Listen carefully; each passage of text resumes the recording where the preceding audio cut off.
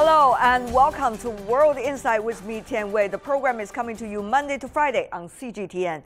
Today we bring you a special program on China's efforts for building peace and stability through military cooperation in the region and in the world. Let's begin with the ongoing 8th Beijing Xiangshan Forum, a major platform created by China. The forum has become a primary stage for militaries from all over the world to exchange their latest strategic thinking and the way forward. This year, more than 500 representatives from some 70 countries are attending. Take a look. Security takes center stage at the 2018 Xiangshan Forum in Beijing. From Wednesday to Friday, participants to the three-day event seek to build security partnerships based on equality, mutual trust, and win-win cooperation. Chinese State Councilor and Defense Minister Wei Fangha mince no words about China's policy of military cooperation at the opening ceremony. China is committed to building a new type of military relationship with other countries. We are ready to strengthen strategic communication with the armed forces of other nations, improve the multi-level dialogue mechanism, and effectively manage strategic risks. We will strengthen coordination and cooperation in international and regional affairs, share the responsibilities of major countries. Wei Fangha told the audience that the situation in the South China Sea has become better, adding that the Taiwan question is China's core national interest. He also read out a congratulatory letter from Chinese President Xi Jinping, noting while the international community faces broader security challenges, China would adopt an even more open approach, working with all nations. He noted the Chinese military would always remain a defender of world peace and stability. More than 500 representatives from around 70 countries and 7 organizations are in attendance, which is the largest number of participants ever since the first forum in 2006. Among them are about 50 ministerial-level officials, including officials from the DPRK, Singapore, Malaysia, and many other countries. The forum focuses on issues including global security governance, countering terrorist threats, maritime security cooperation, and UN peacekeeping. Security hotspots like Northeast Asia and the Middle East will get special attention.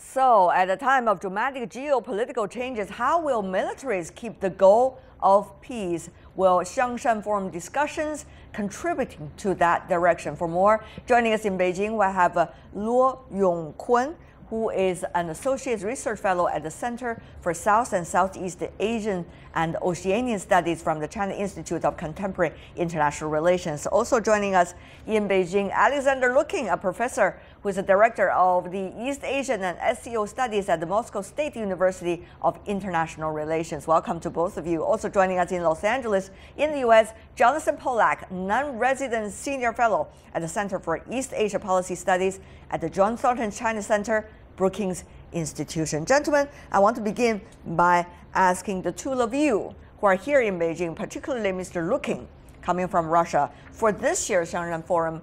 One of the most important things is that people are discussing, with the dramatic geopolitical changes, is the security platform and mechanism established after the end of World War II now in the process of collapsing or in the process of helping us to find answers? Well, I think what is in the process of collapsing is the system of security and international treaties, especially Soviet-American treaties, which were signed not after the end of Second World War, but let's say during the Soviet period in the 1970s and 1980s. And this is, in a way, it's natural because they were signed during a bipolar period when Soviet Union and the United States were equal militarily and kind of economically, more or less equal. But at the moment, it's still very dangerous because while coming out of the agreements that existed at that time and existed now, our American colleagues do not suggest anything else. So we can find ourselves in a very dangerous period. Is that a dangerous period to you, Mr. Polak? Do we see the existing system collapsing before a new system being established? Are we seeing, in a way, a very interesting direction of the discussion? If the current system collapses, what is really holding us together? Or there's anything that we could use for peace? Well, the peace cannot depend on luck. It must depend on very, very clear understandings among all involved powers. I would agree very, very much with Alexander Lukin that we're at a moment where the traditional, if you will, rules of the game, the rules of the road, seem more and more questionable, much less able to address what is demonstrably an emerging great power system involving an increasing number of actors, but without any kind of clear understandings among all or most of involved powers. And so that just lends itself naturally to uncertainty, to misperception, potentially to miscalculation in ways that are quite possibly very, very dangerous. Mr. Luo, you see very interesting combination of things happening all at the same time. You see, for example, INF, which the United States and Russia all signed on, former Soviet Union, all signed on. Now, United States attempt to withdraw from. But you also see NATO, which is an alliance involving U.S. and some of the Western partners in Europe as well, in a way having a dogfight within itself about who pays what, how much, at what time. Meanwhile, you also see new players like ASEAN, which has been more of an economic entity, now becoming ever more multifunctional, even including security functions. So you see a very different players, or very different ways that traditional players are dealing with one another. So what exactly are we seeing right now? Is the old system collapsing? Yeah, in my opinion, the old regional mechanism is not collapsing. Why? In fact, if we look at the world, we will find at the global level, we find the United Nations Security Council. In the regional level, we find the ASEAN Plus mechanism, like ADMM or ADM Plus meetings, so on and so forth. So the problem is not that the mechanism is collapsing, but the mechanism is not able to resolve the disputes, like the South China Sea dispute, like the DPRK nuclear issues, so on and so forth. But the happy thing is that we find that, for example, the DPRK nuclear issues, the US and the DPRK relations improved. So to some extent, at present, we find that the nuclear issues, to some extent, is resolving. But when the US withdrew from the intermediate range missile treaty, we found that US-Russia relations is tense. So we found that the problem is we must strengthen our political ties with each other to enhance mutual trust. Then, by the mechanism of security and the political mutual trust, we can resolve the disputes. Well, easier said than done. Political mutual trust, that's not that easy to be established. In fact, sometimes political mutual trust even depends on the military ties in order to be improved. Having said that, though, Mr. Polak, what do you make of that? That there are so many different things. You got shining points that used to be raining, but you also got now raining points that used to be sunshine. So you have a lot of things moving around, maneuvering, nuances. Is that an opportunity? Well, I think the ability to discuss issues candidly, and not just simply what we might call the low-hanging fruit of cooperative security, but the deeper, longer-term worries about major crisis, it's often induced by a sense that mechanisms aren't working properly, or there is some increased perception of risk, I think that, everything else being equal, states need to talk, they need to interact, but that in and of itself is not a guarantee by any means. I mean, even right now, as we see, for example, between the US and North Korea, I don't share much optimism about where things stand right now. We really seem to be at loggerheads between the United States and North Korea, with South Korea somehow in between. But nevertheless, it's in moments like this that you have to see if there is a shared interest in avoiding overt conflict, and if there are ways publicly and privately that states that are involved in these circumstances can deal with it in a way to just simply avoid even bigger issues that could loom under circumstances, frankly, where the military capabilities of involved actors have clearly increased significantly. Right. Mr. Lukin, you see very interesting phenomena, even for this year's Xiangshan Forum. DPRK, for the very first time after a long time, attended the meeting and also headed by what they consider as the deputy head of the military. He spoke also at the opening plenary session. That's quite a rare phenomenon. Well, you could say, well, it's just gesture. It does not necessarily mean there's a lot of content change, but gesture sometimes does lead to certain things. That's why gestures are being extended. So, Professor Lukin, shining points, raining points. Do you see more hope or do you see more crisis when we talk about a apparent collapsing or apparent disability of the current security system worldwide to deal with some of the issues? Well, I'm rather pessimistic about it. And I think that the period, we are looking to a period of uncertainty, quite a dangerous period, and there's a geopolitical reason for it. The thing is that the United States, after the collapse of the Soviet Union, enjoyed kind of period of unipolarity, and they thought they could rule the world, that the history finished, as one scholar said, and so on. But it turned out not to be correct because other centers of power grew. So, but the Americans don't want to accept that. So they are trying to limit the power and growth of many countries, including China, with this trade war now. And they are trying to do it, which is not very smart, I think, to confront everybody at once. Even Mr. Kissinger said that in the 1970s that they shouldn't have done that. Should confront one, for example, Soviet Union with the help of China, but not both them simultaneously. All right. So we are going to have this dangerous period unless we manage, I mean Russia, China, other big powers, manage to somehow educate Americans that they cannot control everything. And we'll have a period of, I don't know, 10 years of... How are you going to educate the Americans from your perspective, very briefly? We just don't do what they want.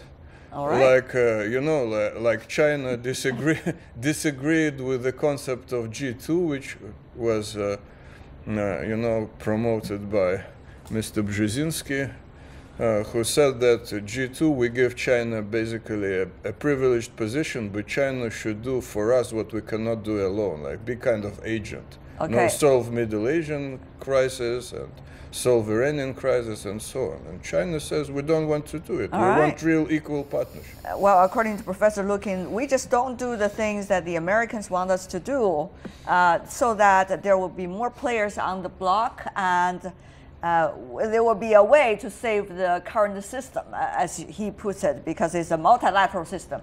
So only fair if I let Mr. Pollack briefly, sir, to react to what Professor Lukin just said. Oh, I think there's a lot of wisdom in what Professor Lukin just said. From an American perspective, it would seem to many that the United States is trying to maintain and enhance its global dominance, but very frankly, this is a bit of what we might call a fool's errand. We're dealing in a world where there is a distribution of power. States are emerging or re-emerging, and the question is, the sustainability of what was that unipolar moment it was only a question of time before that began to erode. That's not necessarily bad news. You could argue that the ability to defend states to defend their own interests is exceedingly important, but they have to do it in a way that does not undermine the peace. It is not just between Russia or the former Soviet Union and the United States, but also several other bilateral, multilateral conflicts apparently is also rising. For example, the Xiangshan Forum this time coincides with a confrontation apparently China has with the United States on Monday. 2 U.S. warships sailed through this Taiwan Strait. At the opening ceremony of the Xiangshan Forum, China's Minister of National Defense Wei Fenghe said, repeatedly challenging our bottom line on the Taiwan question is extremely dangerous, he said. If someone attempts to split Taiwan from China, the Chinese military will take any necessary actions at any cost, end of quote. Of course, Mr. Luo, nobody is questioning Chinese military's determination in making sure Taiwan is part of China, as the Chinese all believe.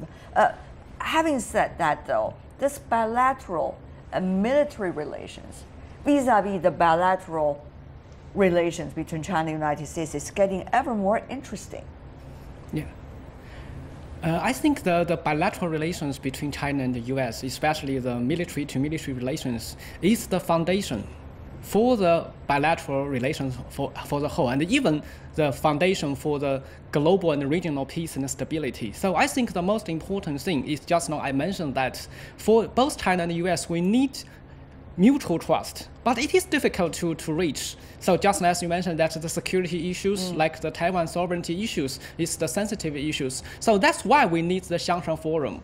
We need a platform to discuss, to negotiate, even though the negotiative, we need a long time to go. But when we're sitting around the table, it is better than we fighting against each other. Communication is very crucial, particularly at a time when trust is not necessarily 100% there. Having said that, though, about China and the United States, Mr. Luo, help us to understand this. It used to be trade that is the pillar of the very strong bilateral relations, but now it seems that there's also problems in the apparent trade war. Therefore, will common ground on the security issue now play a more significant role than it used to be in this bilateral relations?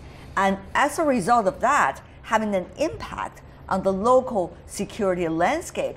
That is an interesting question, isn't it, Mr. Luo? Yes. If we look at the security issues, we find that today's world is a globalized world, which means that the security issues cannot be handled by any other country single-handedly, either China or the United States. So we need to cooperate with each other. That's why China pushed forward its cooperative security concept. We need more concept to security with the regional countries. Both concepts and actions as well. Mr. Polak, very briefly about that. Security ties China and the US, what does that mean for the bilateral relations now, particularly, when you have other players of this relationship changing? Well, I think that there is a tendency, obviously, to define many of these issues in a U.S.-China context because the United States and China are the world's most powerful economies, largest economies, and so forth. But you know, to bilateralize it too much, it seems to me, that entails risks of its own. I mean, you've mentioned already, for example, the onset of trade wars. Some of what's emanating from the United States right now presumes that other states will join with the United States in imposing costs on China, economic costs and the like. I just don't see it. The U.S. really stands alone there because no other actor, small or large, has any interest or incentive to see the breakdown of the international economic system and the pursuit of absolutely unilateral economic advantage. So in this context, I think security plays a definite role, but it's this larger political and economic and security framework that right now seems increasingly at risk. And that's what's my real cause for concern. I would want to see much more attention to this, taking it much more seriously than, very frankly, I can see from some of the statements emanating from U.S. officials. It is not helpful, and frankly, I think it really serves to undermine the possibilities for some kind of longer-term understanding, some kind of new modicum of stability at a time of enormous complexity and uncertainty. Professor Looking, of course, there are so many new players, as well as new forms of the traditional players on the international security landscape. And therefore, it's very hard these days to figure out the ultimate logic within this platform. And that is the hard part, that is the challenging part, and that is why many players are trying to challenge each other in order to maintain a favorable position in that maneuvering. Professor Looking, before we go about this part, tell us, how are you looking at all of these moving factors? What is that ultimate logic that you see?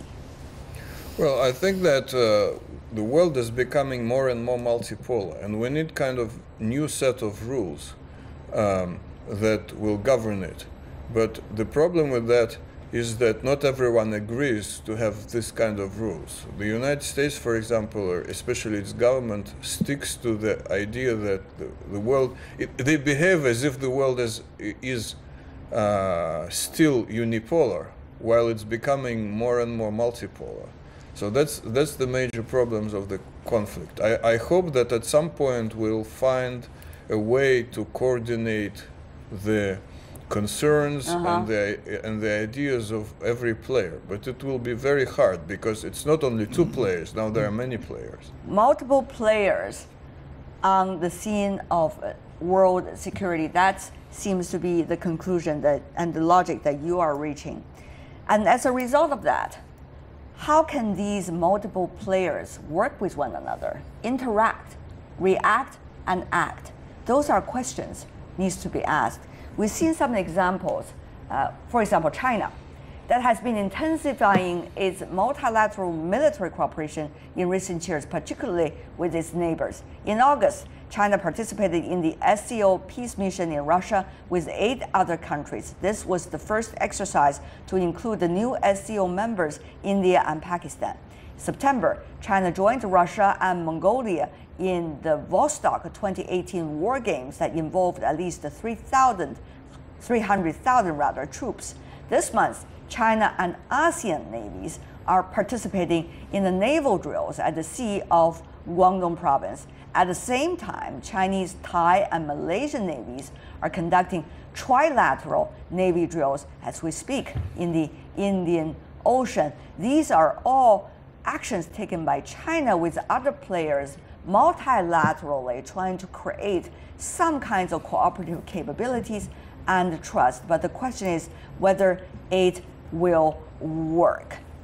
Briefly from you, Mr. Luo. I think these drills to show that China is not a threat to the neighbors, so they welcome the drills with China.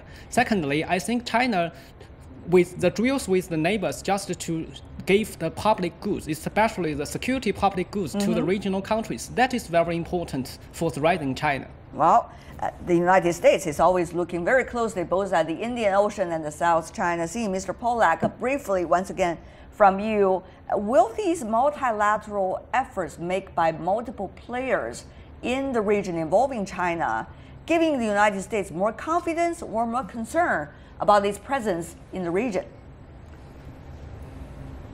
I think it really depends on who you talk to.